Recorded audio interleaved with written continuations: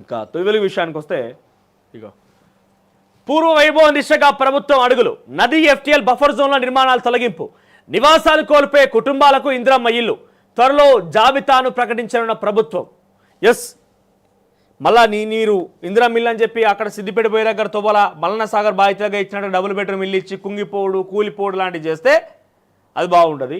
So ఎక్కడైతే నివాసాలు కోల్పోతారో buffer జోన్లో అని చెప్పి చెప్తున్నారో వాళ్ళకి ఇందిరమ్మ ఇల్లు ఇస్తారట.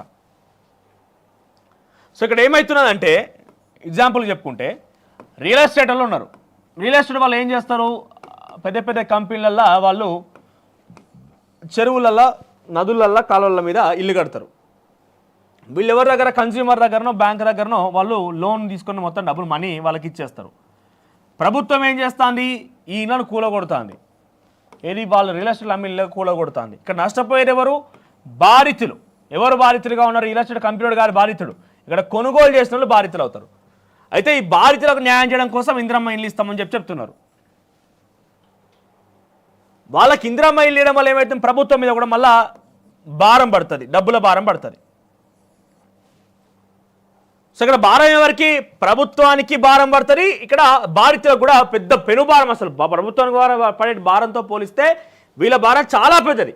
ఎందుకంటే కొన్ని ఏళ్ళుగా శ్రమించి కష్టపడి చెమట వచ్చి ఇల్లు కట్టుకోవాలన్నది ఒక కళ ఎవరికైనా కూడా. సో ఇక్కడ అంటే నేను బడాబాబుల గురించి మాట్లాడతలే. ఈ దుర్గం చెరువు దగ్గర ఎఫ్టీఎల్ ఇవి ఉన్నాయంటే వాళ్ళు మస్తు డబ్బులు, ఇది కాకపోతే ఇంకో పని కొనుక్కోగలుగుతారు. కానీ సామాన్య మద్దతు గురించి కొన్ని మాట్లాడుతున్నా. దుర్గం చెరువు పరిసరాలు మొత్తం అందరు రిచ్చే ఉన్నారు, అందరూ బాగా ధనికులని నేను చెప్పట్లేదు. కానీ కొంతమంది అక్రమంగా తెలిసి కూడా నిర్మించుకొని వాళ్ళకి అన్నీ తెలిసి అవగాహన ఉండి నిర్మించిన ఉంటారు చూసినా వాళ్ళకి మాత్రం తప్పుగా మనం భావించాలి. ఇక్కడ ఏమవుతున్నది, మరి ఇక్కడ రియల్ ఎస్టేట్ కంపెనీ ఏం కావాలి, వీడు అక్రమంగా అపనంగా కబ్జా చేసిండు, ఇల్లు కట్టేసిండు, అమ్ముకున్నాడు. మరి వీని మీద భారం ఎట్లా పడాలి, వీనికి మీద యాక్షన్ ఎట్లా తీసుకోవాలి, ఈ కంపెనీ వాళ్ళ మీద యాక్షన్ ఎట్లా తీసుకోవాలి. వీడు డబ్బులు తీసుకున్నాడు, వీళ్ళకి ఇల్లు ఇచ్చిండు, వీళ్ళు బాధితులుగా మారిపోయారు. రాష్ట్ర ప్రభుత్వం ఇందిరమ్మ ఇల్లు ఇస్తుందంటే రాష్ట్ర ప్రభుత్వం భారం పడుతుంది. ఇక్కడ బాధితుల ఏరి ఇల్లు కొన్నవారు తర్వాత రాష్ట్ర ప్రభుత్వం కూడా కొంత ఫైనాన్షియల్ ఇబ్బంది క్రైసిస్ ఏర్పడుతుంది. అప్పుడు ఇక్కడ ప్రభుత్వం బాధపడుతుంది, ఇక్కడ బాధితులు బాధపడుతున్నారు. కానీ ఈ అక్రమం చేసినట్టు దొంగ ఎవరైతున్నాడు, దొంగ మాత్రం సేఫ్ ఉన్నాడు. ఈ దొంగోడైతే సేఫ్ ఉన్నాడు. అప్పుడు ఏం చేయాలంటే ఈ దొంగ దగ్గరికి పోయి ఈ మొత్తం ప్రాపర్టీ రికవరీ చేయాలి.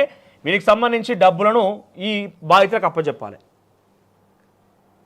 ఆ బాధితులకు ఆ డబ్బును అప్పచెప్పాలి.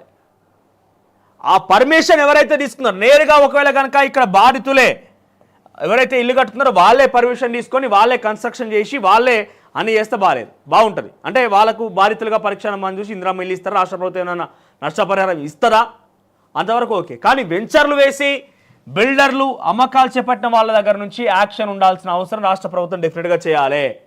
మొన్న హైడ్రా కమిషనర్ మాతో ఎక్స్క్లూజివ్గా ఆర్టీవీతో ఇంటర్వ్యూ చేసినప్పుడు కూడా ఆయన ఇదే మాట గురించి అడిగినప్పుడు కొంత సమాధానం చెప్పలేక తూతూ మంత్రంగానే చెప్తున్నాడు ఆయన. బాధితులు ఎవరయ్యా ఇక్కడ అంటే నష్టపోయిన వారు ఎవరంటే ఇల్లు కూల్చబడిన వారు, ఎవరిలో అయితే కూల్చబడిందో వారు బాధితులుగా మనం భావించాలి. ఇక రియల్ ఎస్టేట్ కంపెనీ ఉంటుంది కదా, అది నిందితుడిగా ఉండాలి. రియల్ ఎస్టేట్ కంపెనీ నిందితుడిగా ఉండాలి, అక్యూజ్డ్గా ఉండాలి. సో ఆ అక్యూజ్డ్ నుంచి ఈ బాధితులకి ఎటువంటి నష్టపరిహారం ఇప్పిస్తారో ఇప్పించాలి. ఇది క్రైమ్ కాగా అరెస్ట్ చేస్తే సమాధానం దొరకడానికి.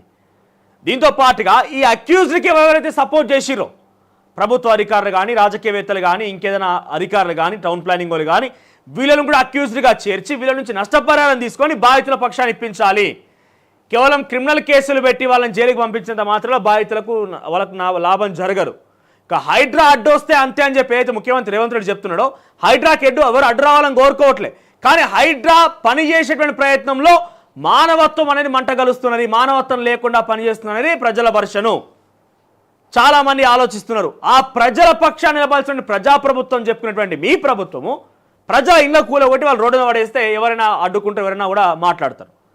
హైడ్రా ఈ పక్షాన ఏం చెప్తున్నాడు, ఇక్కడ అక్యూజ్డ్ నుంచి రియల్ ఎస్టేట్ వెంచర్లు చేసే వాళ్ళ దగ్గర నుంచి ఆ ల్యాండ్ అమ్మిన వారి దగ్గర నుంచి ఆ అక్యూజ్డ్ నుంచి ఇక్కడ బాధితులకి కనుక నష్టపరిహారం ఇప్పించగలిగితే హైడ్రా అంటే బేష్ అని చెప్పి సెల్యూట్ కొట్టి సలాం కొట్టి దండం పెట్టే అవకాశం ఉంటుంది. లేదు మాకు వీళ్ళతో సంబంధమే లేదు, వీళ్ళెవరో మాకు తెలియదు, మీరు మాత్రమే ఇక్కడ అక్రమంగా కట్టుకున్నారు కాబట్టి మీరే బాధితులుగా ఉన్నారు కాబట్టి మీరు మాత్రమే దొంగలని చెప్పి వీళ్ళను ఇల్లు కూలగొడితే ఒక సామాన్య మధ్యతరగతి జనం పోయి రూపాయి కూడబెట్టుకొని తన తరాలకు ఉపయోగపడదని ఒక ఇల్లు కట్టుకుంటే అది ఆఖరికి ఎఫ్టీఎల్ పరిధిలోని బఫర్ జోన్ పరిధిలో మీరు వచ్చి కూలగొడితే వీళ్ళ కుటుంబం ఏమైపోవాలి, విచ్ఛిన్నం అయిపోయి వీళ్ళు మొత్తం ఆగమైపోరు.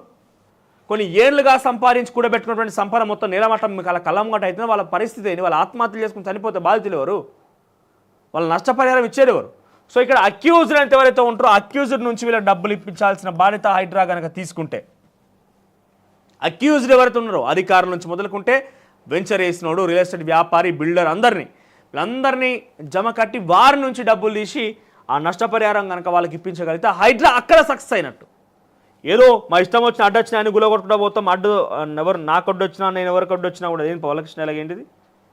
ఒకరు నాకు ఎదురొచ్చినా నేను ఇంకొకరికి ఎదురొచ్చినా రిస్క్ వాడికే అన్నట్టుగా హైడ్రాకి ఎవరు ఎదురొచ్చినా హైడ్రాకి ఎవరికైనా ఎదురుపోయినా వారికే రిస్క్ అని ఉంటుంది. సో అట్లా కాకుండా మీరు కొంత ఆల్టర్నేట్గా కొంత రాష్ట్ర ప్రజానికానికి మీరు కూల్చేటువంటి వారికి నష్టపరిహారం విషయంలో ఆలోచన చేస్తే బెటర్.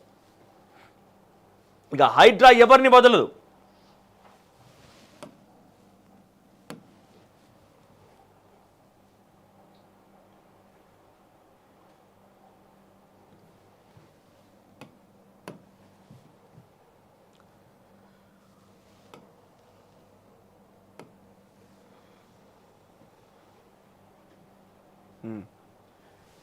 హైడ్రాపై వెనక్కి తగ్గేదే లేదని సీఎం రేవంత్ రెడ్డి స్పష్టం చేశారు. తెలంగాణ ప్రజాపాలన దినోత్సవం వేడుకల్లో పాల్గొన్న ఆయన హైడ్రాపై ప్రతిపక్షాలు చేస్తున్న విమర్శలకు స్ట్రాంగ్ కౌంటర్ ఇచ్చారు. చెరువులు, కుంటలను ఆక్రమించి కట్టిన నిర్మాణాలను ఖచ్చితంగా కూల్చివేస్తామని రేవంత్ రెడ్డి స్పష్టం చేశారు.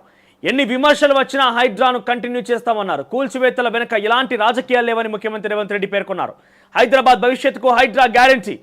ప్రకృతిని కాపాడేందుకే హైడ్రా అని రేవంత్ రెడ్డి చెప్పుకొచ్చారు. హైడ్రా వెనుక రాజకీయ కోణం లేదు, అలాగే నా స్వార్థం కూడా లేదు. పర్యావరణ పునరుజ్జీవనం కోసమే హైడ్రాని ఏర్పాటు చేశాం. లేక్ సిటీ ఫ్లడ్ సిటీగా మారడానికి గత ప్రభుత్వ నిర్లక్ష్యమే కారణం.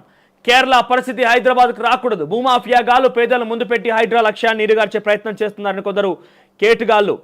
ఎన్ని అడ్డంకులు వచ్చినా హైడ్రా ఆగదు. హైడ్రాకు చట్టబద్ధత కల్పిస్తామన్నారు. కాగా హైదరాబాద్లో అక్రమ నిర్మాణాలపై హైడ్రా కుమారం మోపింది. చెరువులు, కుంటలు, నాలలో అక్రమంగా భవనాలు, ఇల్లు కూల్చివేసింది. పెద్ద పెద్ద భవనాలు, భారీ కట్టడాలకు నోటీసులు జారీ చేసింది. చిన్న ఏమో కూలగొట్టుకుని పోతారట, పెద్ద పెద్ద వాటి నోటీసులు జారీ చేస్తారట. చిన్న మొన్న మణికొండ మల్లంపేట దగ్గర ఒక విల్లాల దగ్గర లక్ష్మీ విల్లాస్ అనుకుంటా, అక్కడికి పోతే పిల్లలతో పాటుగా తండ్రి బిడ్డ అందరికి భార్య పిల్లలందరూ కలిసి టిఫిన్ చేస్తున్నాడు పొద్దున. హైడ్రా అధికారులు ఒక్కసారిగా లోపలికి పోయి వాళ్ళు తినే డైనింగ్ టేబుల్ పట్టుకొచ్చి బయట పెట్టారట. తిండి కూడా లాక్కున్నారు హైడ్రా అంటే. ఇంత మానవత్వ దృక్పథం లేకుండా చేస్తున్నారు. సో కొంత అవి తగ్గించుకుంటే బెటర్. లేదనంటే మీరు ఎంత ఓవర్ యాక్షన్ చేస్తారో అంత మీకు చెడే అవకాశం ఉంటుంది. కొంత మొత్తం అన్నీ కూడా అదుపులో పెట్టుకొని మనం లిమిట్ ఎంత చేయాలి, మనం ఎవరిని ఇబ్బంది పెడుతున్నాం, మానవులను ఏ రకంగా ఇబ్బంది పెడుతున్నాం, వాటిని అన్ని పరిగణలోకి తీసుకొని చేస్తే ఎవరు కూడా కాదన్నారు. కానీ కావాలని పోయి ఇక మేము సూపర్ హీరోలో మమ్మల్ని అడ్డుకునేవాడు ఉన్నాడా అన్నట్టుగా మీరు ప్రవర్తిస్తే కనుక డెఫినెట్గా ఇబ్బంది పడుతుంది హైడ్రా, రాష్ట్ర ప్రభుత్వం కూడా. ఇక బై బై గణేష. హైదరాబాద్లో నిమజ్జనం సందడి. గంగా